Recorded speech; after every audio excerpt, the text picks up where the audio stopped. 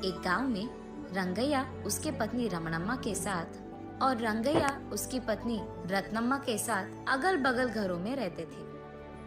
पहले से ही रामैया और रंगैया दोनों दोस्त थे, लेकिन उन दोनों के पत्नियों के आने के बाद दोनों के बीच फासले और दूरी बढ़ गए, क्योंकि दोनों हमेशा लड़ते ही रहते थे और बस जमती नहीं थी। इसलिए हर बार कोई न कोई बात पे दोनों लड़ते ही रहते थे। इस कारण रामैया और रंगैया के बीच की दूरी और भी बढ़ गई।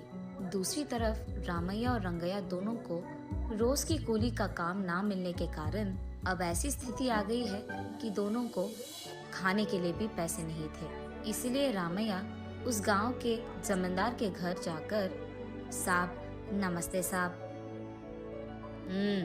क्या हुआ रामैया, ऐसे आए हो? सब ठीक? क्या ठीक साहब, कुछ दिनों से कोई भी काम नहीं मिल रहा साहब, खाने के लिए भी पैसे नहीं हैं। पैसे उधार लेना है क्या? पैसे नहीं साहब, वो अगर आप आधा एकड़ जमीन हमको खेती करने के लिए दे सकते हो तो। समय पे पैसे दे दोगे ना? जी साहब, बिल्कुल समय पे दे दूंगा पैसे। ठीक है। सुब्बू के बगल वाले खेत में आधा एकड़ लेकर तुम खेती कर सकते हो, जाओ। साहब ये एहसान मैं कभी नहीं भूलूंगा, चलता हूँ साहब। हाँ ठीक है, मेहनत से काम करो। रामैया और रमणम्मा अगले ही दिन से उस आधा एकड़ के खेत में खेती करना शुरू करते हैं। ये बात जानकर रत्नम्मा तुरंत रंगैया के पास जाकर, हम भी तो जमींदार के पास जाकर उनकी खेत में खेती करेंगे ना, ऐसे उसको बहुत सताती है। रंगैया अच्छा ठीक है बाबा, जमींदार से मैं पूछ लूंगा, ये कहकर जाता है। वहाँ जाने पर जमींदार रामैया को दिए हुए खेत में बाकी आधा एकड़ रंगैया को खेती करने के लिए देता है। तब से दोनों आपस में एक दूसरे का सामना करने जैसे खेती का काम करने लगते हैं। ऐसे ही एक दिन जब रामैया और रमणम्मा फसल बो रहे थे, उनके हल को कुछ लगता है और वो आगे नहीं बढ़ता है। तब ये दोनों क्या हुआ ये देखने के लिए वहाँ खोदना शुरू करते हैं। खोदने पर उन्हें वहाँ पे 2 मटकों में बहुत सारा सोना, चांदी, गहने, जेवर मिलते हैं और बस वो देखते ही रामैया और रमणम्मा बहुत खुश होते हैं। लेकिन अब उन दोनों को सबसे छुपाकर उन्हें घर ले जाना होगा, वरना सबको पता चल जाएगा। यही वो दोनों सोचते रहते हैं जब रामैया को एक उपाय सूझता है। तुरंत 2 मिट्टी के मटके ले आकर एक मिट्टी के मटके में एक सोने का मटका डालकर उस पे घास डालकर उन जेवरों को छुपाते हैं। तब वो दोनों उन दोनों मटकों को एक के सर पे डालकर घर चलते रहते हैं। रास्ते में उनको उनके सामने रंगैया और रत्नम्मा दिखाई देते हैं। इन दोनों के सिर पर मौजूद मटकों को देखकर रत्नम्मा को शक आता है, इनके घर में तो पशु भी नहीं है, अब इनको सूखे घास से क्या काम है?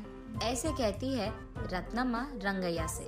उन लोगों से हमारा क्या लेना देना है, चलो हम अपना काम करते हैं। तब वो दोनों चुपचाप उनके खेत चले जाते हैं। घर पहुंचने के बाद रामैया और रंगम्मा उनके मटकों में से सोने के मटके निकालकर उनमें मौजूद सारे जेवर उनके ही घर में सुरक्षित रखते हैं। देखो रमणम्मा, इन सोने के मटकों के बारे में या खजाना के बारे में किसी से बताना नहीं है, ठीक है? क्योंकि अगर जमींदार को इस बारे में पता चला तो वो हम दोनों का जान लेकर इस खजाने को ले जाएंगे।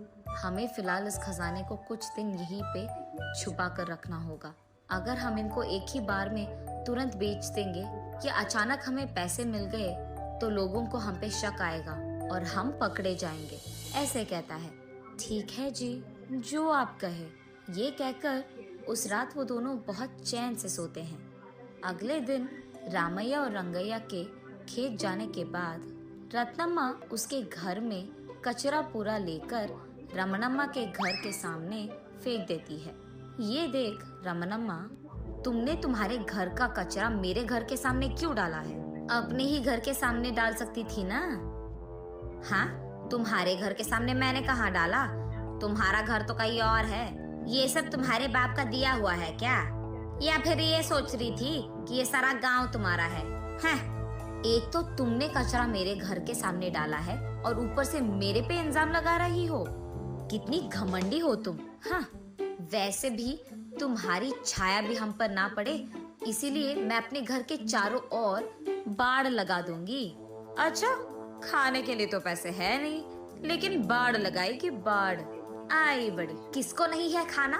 हमें कल खजाना मिला है, अब देखना हम करोड़पति बन जाएंगे और तू ऐसे ही ना दिन के कूली करते हुए रोती रहेगी सारी जिंदगी अपनी।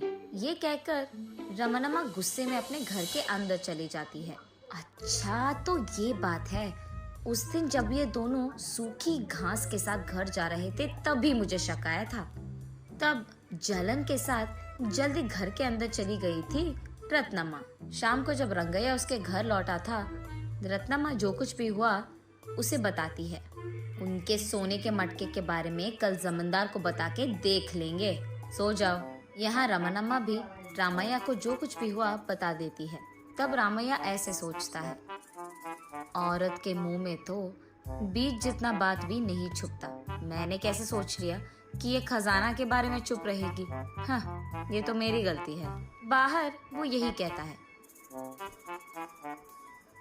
ठीक है, हो गया ना, अब चुपचाप सो जाओ, कल की बात कल देख लेंगे, ऐसे कहता है।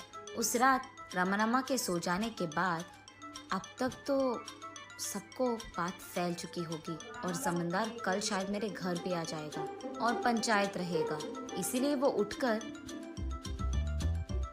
उन दोनों सोने के मटके को एक बैग में डालकर उसको रंगैया के घर के पीछे मौजूद एक पेड़ के छाल में छिपाता है और उस दिन जो सूखी घास लाए थे वो उसके घर के ऊपर इधर उधर डाल देता है और उसके बाद हमेशा की तरह जाकर सो जाता है। अगले दिन रामैया के सोच के अनुसार ही जमींदार और सारा गांव उसके घर के सामने आ चुका था। क्या रामैया, खेत में तुझे खजाना मिला और मेरे पास नहीं आए तुम? उनको तुम कैसे ले सकते हो?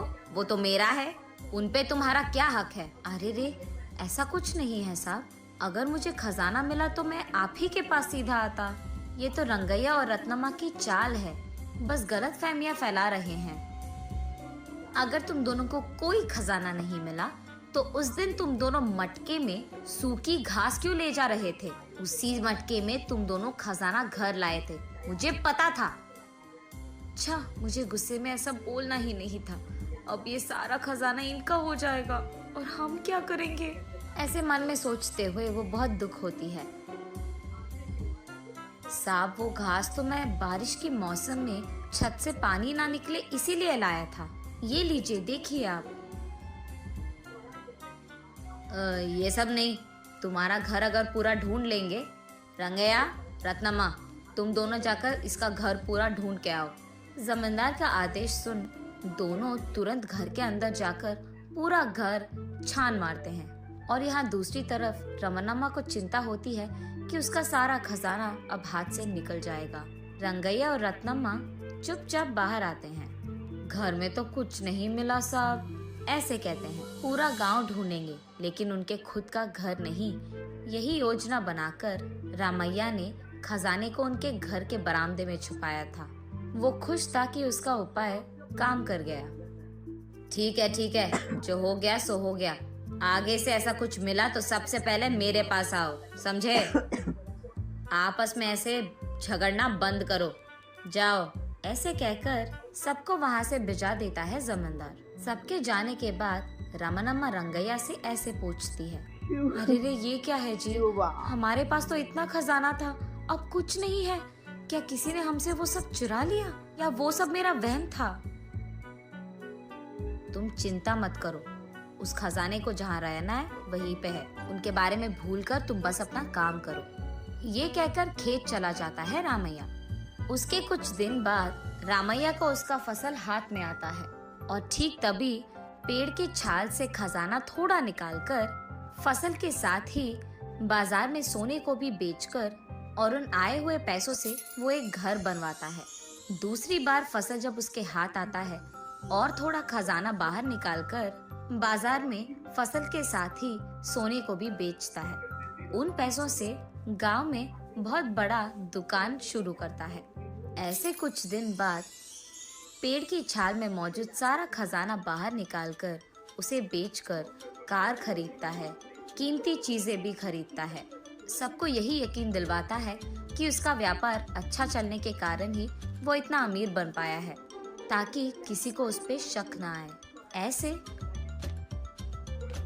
वो उस मटके में मिले खजाने को थोड़ा थोड़ा करके उपयोग करके अमीर बनता है।